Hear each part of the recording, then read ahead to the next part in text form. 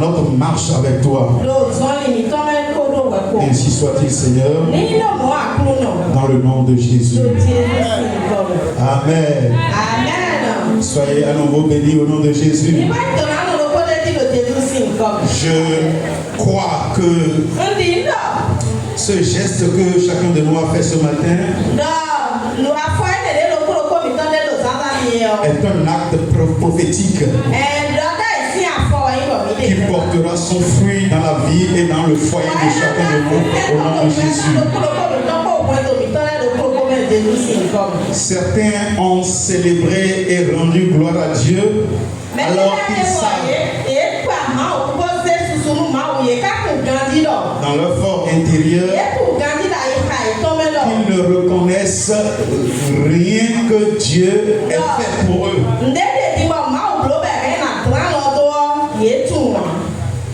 Le Seigneur va te surprendre au nom de Jésus. Alors, mes bien-aimés, nous allons prier dans un court instant. Et le thème que nos leaders nous demandent de considérer ce matin pour la prière, c'est libellé comme suit dans le livret: des dons sacrificiels pour exploit de notre mission. Chemin vers une alliance et une bénédiction sans fin.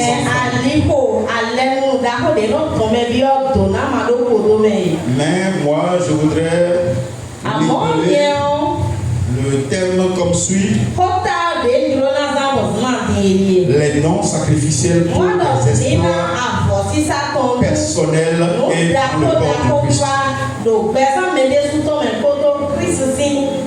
Les dons sacrificiels pour des exploits personnels et dans le corps du Christ. Et si nous pouvons accueillir ce message avec un cœur sincère, avec bonne foi et avec toute l'humilité et toute la soumission due à la parole de Dieu, je suis convaincu que l'année 2026 sera effectivement pour nous celle d'un parfait succès au nom de Jésus. Amen. Les bien-aimés dans le Seigneur, dans la Bible, Dieu n'a jamais été souvent impressionné par des dons ordinaires, des dons faits de façon mécanique.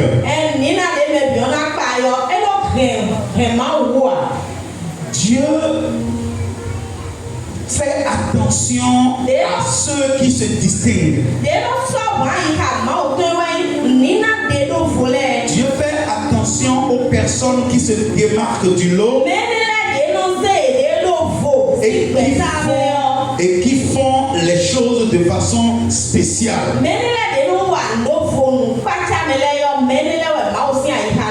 Ce que Dieu recherche de notre part en matière de dons,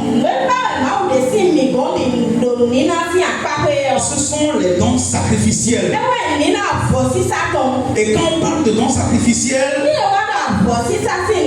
il ne s'agit pas de donner quelque chose pour combler un besoin de Dieu.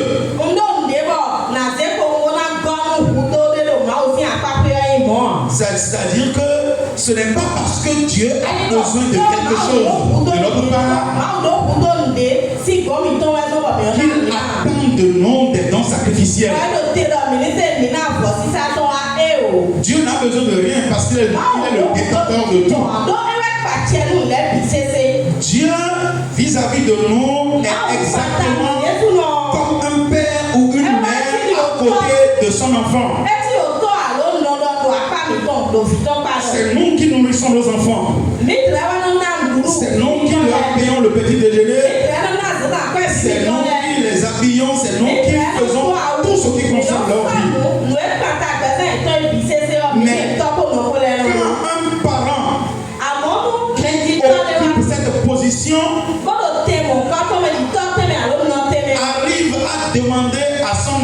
de lui faire quelque chose, de lui donner quelque chose, ce n'est pas forcément parce qu'il en a besoin. Si c'est moi qui te fais tout et que je te demande de m'offrir quelque chose, cela voudra dire que je veux vérifier quelque chose.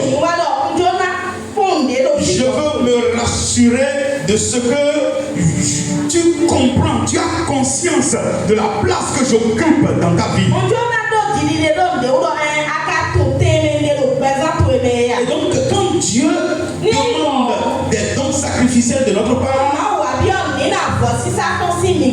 il veut que nous apportions dans sa présence quelque chose qui a de la valeur à nos propres yeux.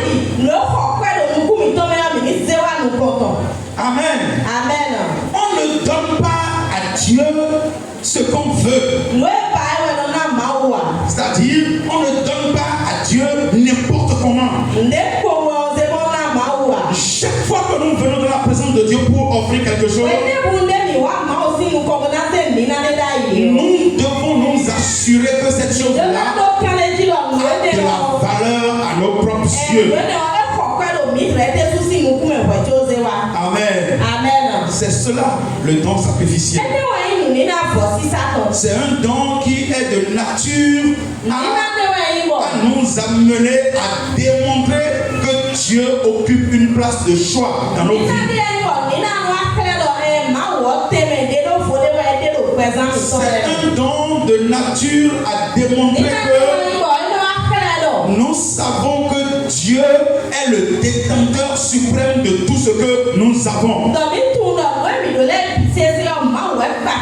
Que nous reconnaissons que Dieu est la source de tout ce que nous sommes et de tout ce que nous avons. Et c'est cela que le thème de ce jour veut nous rappeler. C'est à cela que nos leaders spirituels veulent nous ramener aujourd'hui. Les enfants de Dieu, surtout à la MEF, certainement à cause de tout ce que nous avons traversé ces dernières années, ont perdu l'habitude des dons sacrificiels.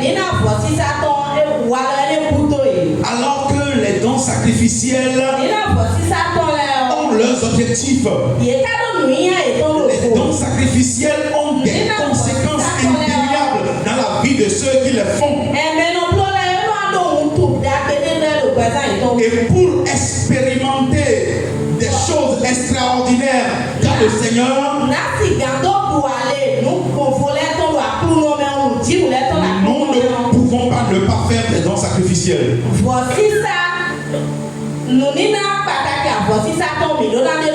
Ce n'est pas possible. Je n'ai vu personne dans la Bible expérimenter les miracles de Dieu sans avoir offert quelque chose de façon particulière. Tous ceux qui ont été élevés de façon extraordinaire,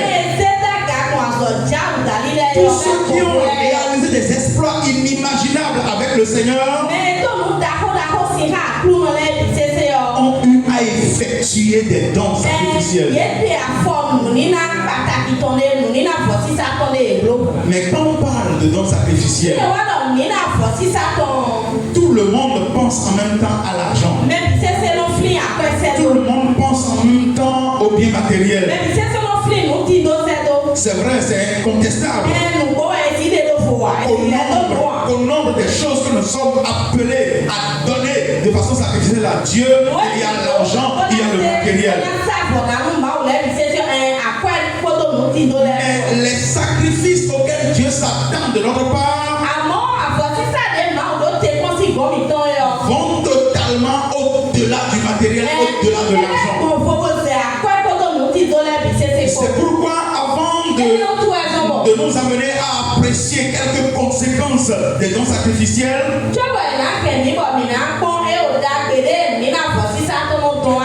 je voudrais nous inviter à parcourir ou à ensemble, à examiner ensemble quelques types de dons sacrificiels. Et je suis sûr qu'à partir de ce moment, chacun de nous va commencer par faire attention à ses faits et gestes, aussi bien dans l'église qu'en dehors de l'église, vis-à-vis de notre Dieu. Et je voudrais que nous lisions le premier passage que le thème d'aujourd'hui nous appelle à lire. Proverbe chapitre 3 verset 9 à 10. La Bible dit: honore l'Éternel avec tes biens et avec les prémices de tes revenus. Avec quoi? Les prémices de quoi? De tes revenus. Parce que de plus en plus, on a commencé par entendre de la part de certains prédicateurs que nous n'avons plus besoin aujourd'hui de payer la dîme. Par exemple, parce que la Bible relève de l'Ancien Testament et que c'est la dîme de nos récoltes, de nos plantations et consorts. C'est la dîme des tubercules et consorts que Dieu appelle à payer. Mais ici, la Bible nous précise de façon expresse que nous sommes appelés à honorer Dieu avec les prémices de nos revenus. Que ce soit les revenus de la terre, que ce soit les revenus de nos professions et consorts. Et le verset 10 dit: alors tes greniers seront remplis d'abondance et tes cuves regorgeront de mots. Donc nous sommes appelés à honorer l'Éternel avec nos biens. Et quand on parle de biens, tous les biens dont nous disposons ne sont pas forcément quantifiables, ne sont pas forcément matériels. Et ce que nous avons de bien dépasse l'argent. Ce que nous avons de bien dépasse même l'or. Et je voudrais nous amener à apprécier quelques biens que nous devons offrir de façon sacrificielle à Dieu. Le premier, dans Jean chapitre 10, 17e au 18e verset. Jean chapitre 10, 17 à 18.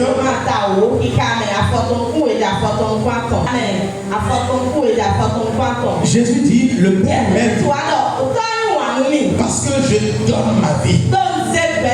Le Père m'aime parce que je donne ma vie afin de la reprendre.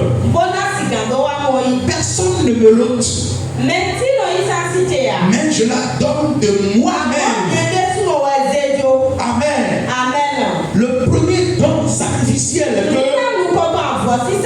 nous pouvons offrir, que nous pouvons faire à Dieu, c'est donc celui de notre propre vie. J'ai souvent l'habitude de dire que avant d'offrir quelque chose à Dieu, Dieu a besoin que nous nous offrions nous-mêmes. Celui qui n'est pas capable de s'offrir lui-même à Dieu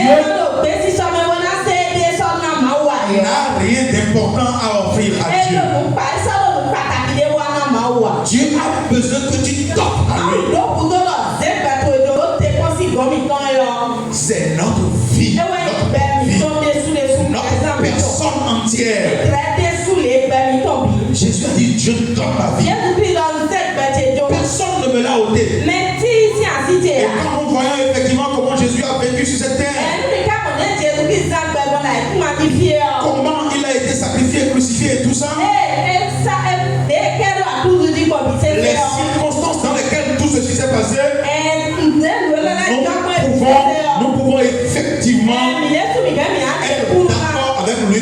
personne ne lui a ôté la vie. Quand les soldats sont venus le chercher, et qu'il leur a demandé, mais vous êtes venus chercher qui? Et ils tombent tous. Celui-là, est-ce qu'on peut lui ôter la vie? Est-ce qu'on peut lui ôter la vie? Si Jésus est effectivement en toi, et que toi-même tu es en Jésus, je te dis ce matin que personne ne peut te donner la vie. Ta vie, tu dois la donner à Jésus. Et quand ta vie sera donnée à Jésus, personne ne pourra te l'ôter. Et elle servira à sa gloire au nom de Jésus. Et à la suite de Jésus, les disciples ont donné leur vie à Jésus. À l'exception de l'apôtre Jean, tous les disciples de Jésus ont été martyrisés. Ils n'ont pas considéré leur vie. Ils n'ont pas jugé leur vie plus importante que l'évangile. Cette année, bien-aimé, Dieu s'attend à ce que toi et moi lui offrions notre vie pour qu'il s'en serve à sa guise. L'intelligence dont tu es doté, ta position sociale, tes potentialités,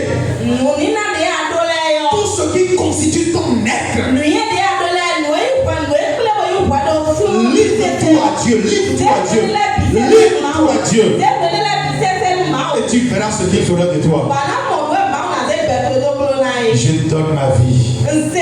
Je donne ma vie. Il y a beaucoup de leaders religieux, de leaders politiques qui ont promis de donner leur vie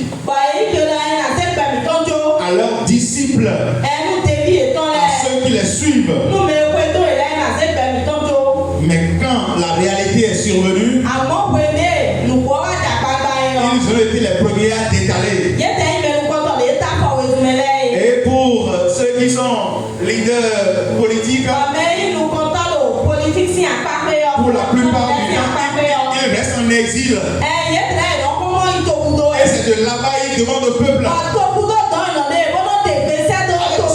Sortez, faites du bruit,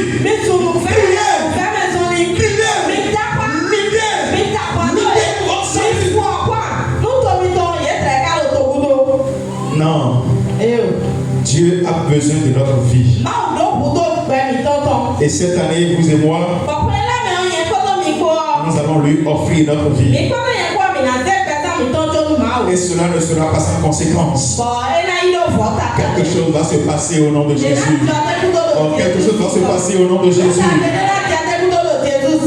Deuxième don sacrificiel que Dieu attend de nous cette année. Dans Genèse chapitre 22, verset 2, Dieu a demandé à Abraham de lui offrir son fils unique. Et ce que Dieu recherchait, nous l'avons tous compris, ce n'est pas le fils, mais c'est la confiance totale, la confiance inébranlable, incontournable d'Abraham en Dieu. Vous savez très bien que la confiance d'Abraham fait partie des choses les plus chères au monde. On ne donne pas sa confiance à n'importe qui. On ne donne pas sa confiance à n'importe quel homme. On ne donne pas sa confiance à n'importe quelle femme. C'est pourquoi on n'épouse pas n'importe qui. C'est pourquoi on ne se lie pas d'amitié avec n'importe qui. La confiance est quelque chose de cher. Et quand on a confiance en quelqu'un, on est prêt à sacrifier ce qu'on a de plus cher à cette personne-là. Les maris qui sont ici ne me diront pas le contraire.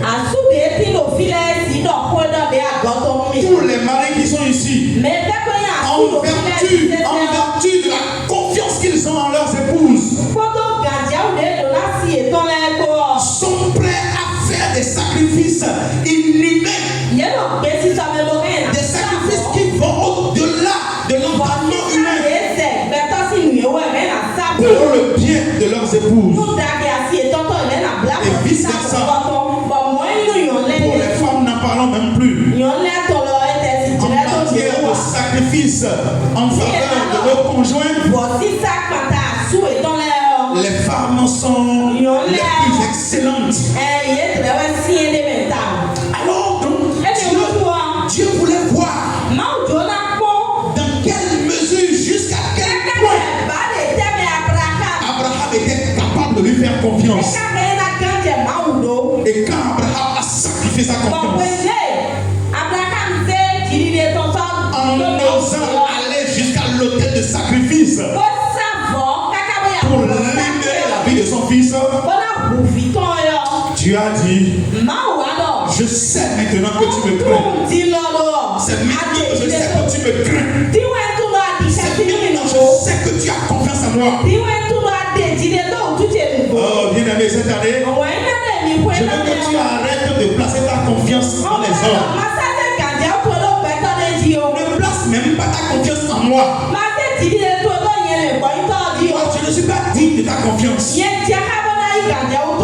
mari n'est pas digne de ta confiance. Ta femme n'est pas digne de ta confiance. Tes enfants ne sont pas dignes de ta confiance. Même s'ils sont dignes, même s'ils le méritent, je suis simplement en train de faire une comparaison entre la confiance que nous devons placer en cette personne-là et celle que nous sommes appelés à faire en Dieu.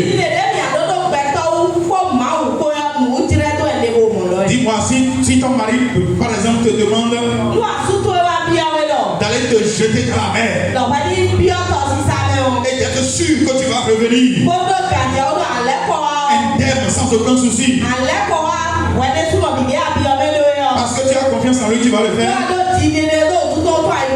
Non, ça, tu vas le faire. Même si je suis pasteur, si je demande à mon épouse de monter, de gravir une montagne et de se jeter dans le vide en me faisant confiance, ça va aller. Est-ce qu'elle le fera? Bien que je sois pasteur. Mais si en cette année 2026, Dieu nous demande de nous jeter à la mer, de monter au sommet d'une montagne et de nous jeter dans le vide, de rentrer même dans une fournaise ardente, comme ces trois Hébreux, osons lui donner notre confiance. Et les résultats seront retentissants au nom de Jésus. Je ne sais pas quel sacrifice Dieu te demandera de faire en cette année, mais ose lui faire confiance. Ose lui faire confiance. Et à Paul de nous dire dans Romains chapitre 12 verset 1, offrez vos corps comme un sacrifice vivant. Offrez vos corps comme un sacrifice vivant. Mais à qui? À Dieu. Donc, troisième non sacrifice, c'est l'homme à Dieu. Et vous voyez que jusque-là, je ne parle pas encore d'argent. Je ne parle pas encore de matériel. Tu as tellement de choses à offrir. Touche ton voisin et dis-lui. Mon frère, ma soeur, tu as tellement de choses à offrir à Dieu. Tu as tellement de choses à offrir. Dis-lui, même à l'instant où je te parle, tu peux lui offrir ton attention. Tu peux décider de cesser de dormir et de lui offrir ton attention.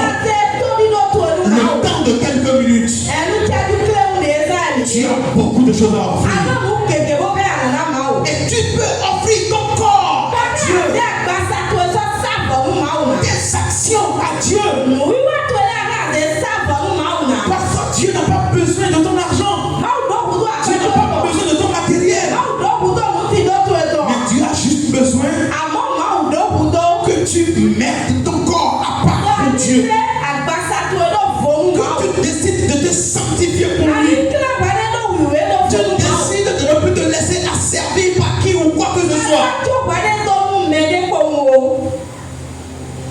Cette année, tu dois prendre soin de ton corps. Ne laisse plus n'importe qui te toucher. Toi qui, les années antérieures, t'étais juré de ne plus continuer à commettre la fornication. Mais à partir de la deuxième semaine déjà, tu as repris du service. Cette année, tu peux offrir ton corps à Dieu.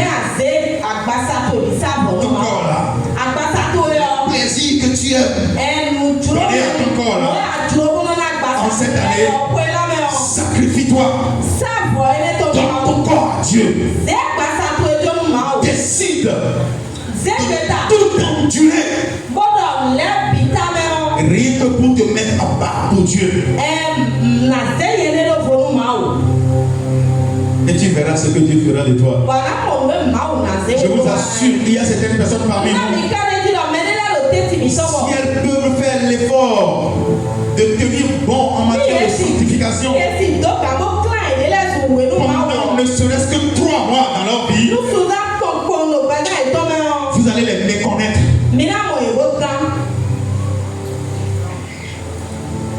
Vous êtes des joyaux qui s'ignorent.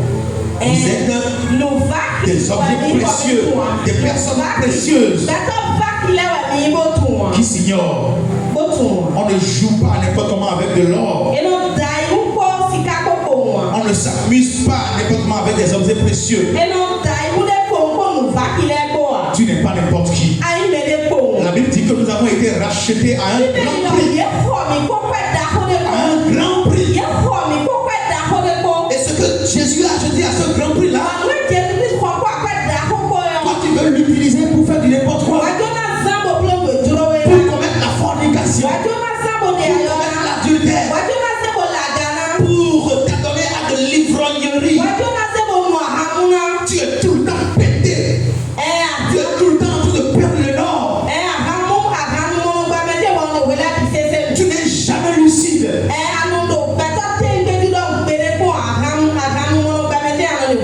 En 2026, ose offrir ton corps comme un sacrifice vivant. Dans 1 Chronique chapitre 23 verset 13, Dieu a demandé que Aaron et ses fils soient mis à part pour le service du sanctuaire. Vous savez, nous tous ne pouvons pas travailler en entreprise. Nous tous, c'est le verset 13, en Chronique 23, verset 13. Nous tous ne sommes pas appelés à travailler en entreprise ou à créer un commerce, à faire ceci ou à faire cela. Il y a des personnes que Dieu veut mettre exclusivement à son service. Aujourd'hui, nous nous moquons souvent des pasteurs à plein temps. C'est vrai qu'il y a certains paresseux qui prennent l'œuvre de Dieu pour échappatoire. Ils ont tout essayé de la vie et qu'ils n'ont rien réussi. Ils n'ont rien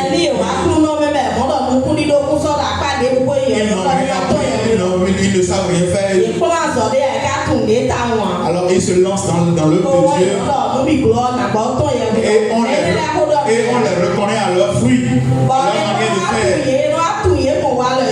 Je ne parle pas de ceux-là, Mais il y a de véritables appelés, de véritables sorties de Dieu, appelés à rester exclusivement au service de Dieu. Et ceux-là, ils ne tendent jamais la main à personne.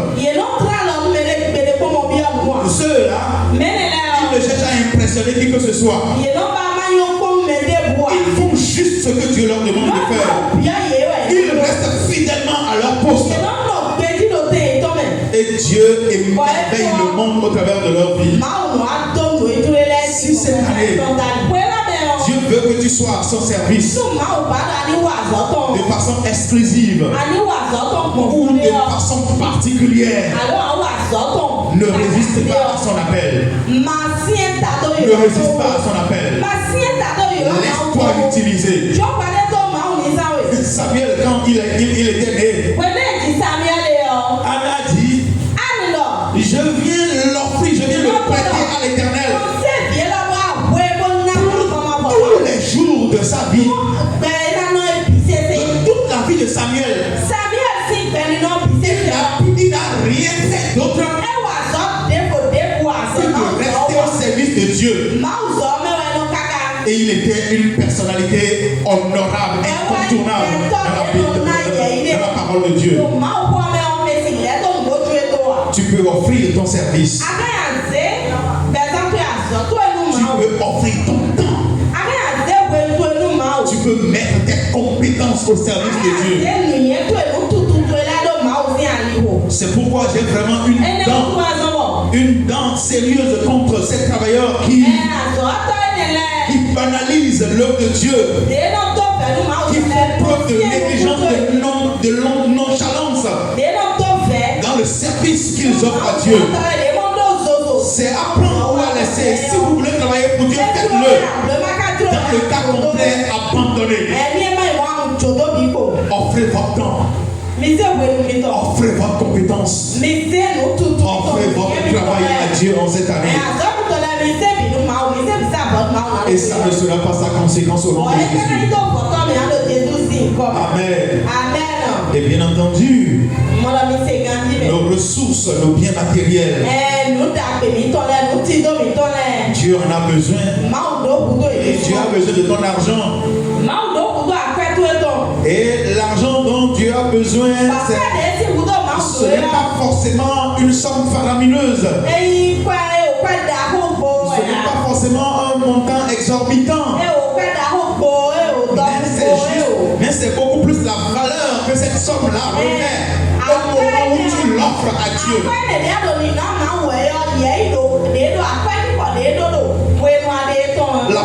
La pauvre veuve de Marc 12, au 42e verset, n'avait donné que 2 pièces d'argent.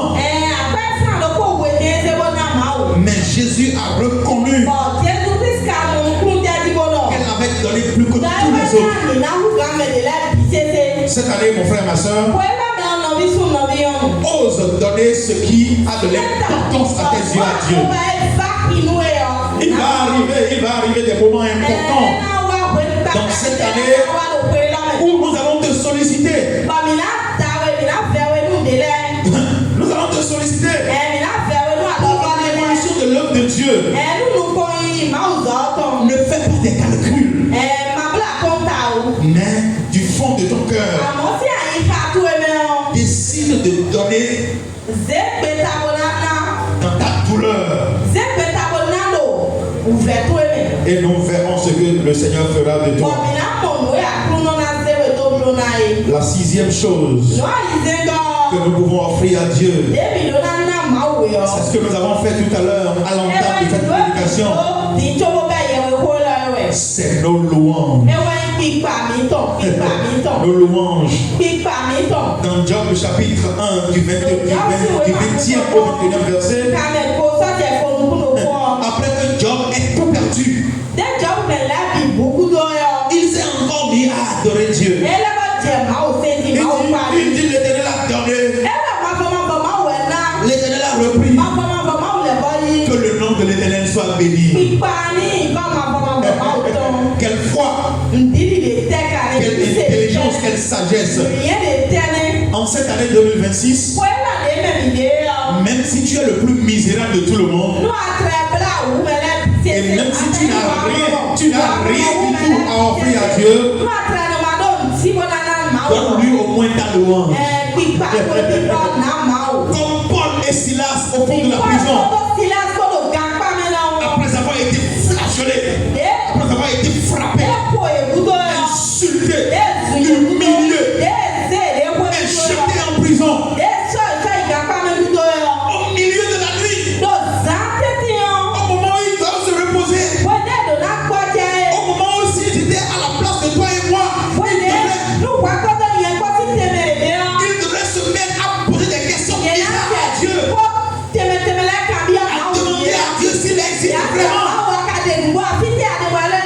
Ils ont plutôt jugé utile, important de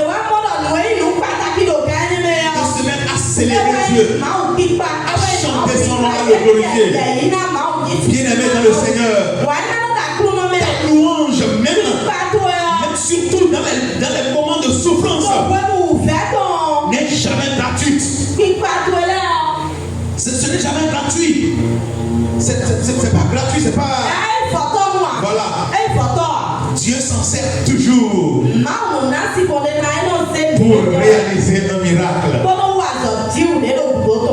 Job a été restauré. Paul et Silas ont été libérés de la prison. Si cette année, nous pouvons offrir de façon sacrificielle à Dieu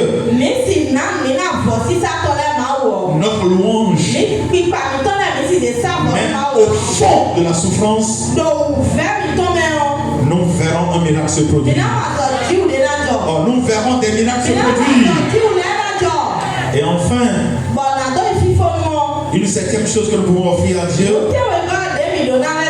c'est que nous soyons capables de renoncer à ce qui est légitime pour Dieu. C'est-à-dire à renoncer, à refuser de jouir de ce qui nous revient de droit.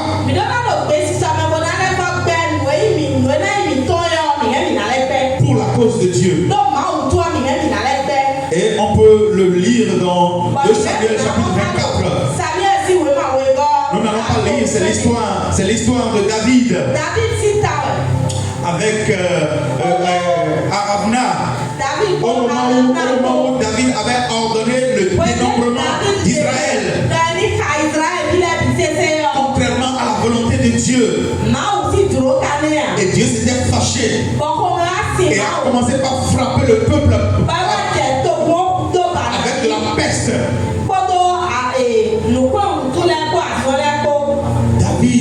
David, conseillé par l'homme de Dieu, a décidé d'offrir un sacrifice. Mais quand il était venu à l'endroit indiqué, le propriétaire des lieux a décidé de lui mettre à disposition non seulement l'espace, mais également toutes les ressources qu'il fallait pour offrir le sacrifice. Ce qui est normal parce que David est roi. Mais David a dit jamais. Je veux l'acheter de toi à prix d'argent. Et je n'offrirai point à l'Éternel mon Dieu des holocaustes qui ne me coûtent rien.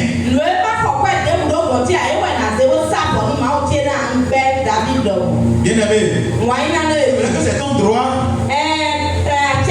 de prendre de l'argent chez ton mari pour venir donner de l'offrande. Mais en cette année, même si tu as le droit de jouir de cette faveur de la part de ton mari, décide parfois de renoncer à l'offre de ton mari et d'utiliser ton propre argent, de souffrir, de sauver toi-même pour l'avancement de l'œuvre de Dieu. Et tu verras que tu deviendras l'objet de grands miracles pour la gloire de Dieu. Et les conséquences quand on offre de façon sacrificielle à Dieu, qu'est-ce que cela donne comme conséquence? Abraham a décidé d'offrir sa confiance à Dieu. Dans Genèse 22, du 16e au 17e verset, Dieu a dit, parce que tu as fait cela, je te bénirai abondamment. Donc la première conséquence des dons sacrificiels, c'est qu'ils ouvrent les portes de l'abondance. Si toi tu peux offrir 1000 francs à Dieu, lui il peut t'offrir 1 million. Si toi tu peux offrir 1 million à Dieu, lui il peut faire de toi un milliardaire. Et je vous assure, toutes les personnes qui ont percé dans le Seigneur, dans le christianisme, quel que soit leur rang social, quelle que soit leur position sur le plan séculier, ils ont osé offrir quelque chose que Dieu a multiplié. Je vous ai toujours dit que la bénédiction de Dieu ne vient jamais en stylo. La bénédiction de Dieu part toujours de quelque chose. Et si tu peux offrir ce quelque chose là en cette année, tu vas rentrer dans l'abondance. Oh, je dis que tu vas rentrer dans l'abondance. Réponds au mot amen. Tu vas rentrer dans l'abondance. Tu vas rentrer dans l'abondance. Et ce n'est pas une affaire d'âge. Non, non, non, non. C'est une affaire de pas. Il faut faire le pas. Et quel que soit ton âge, tu vas rentrer dans l'abondance. En cette année, on va traiter certains de caïmans, de cybercriminels. On va traiter certains de nos frères et sœurs de dealers.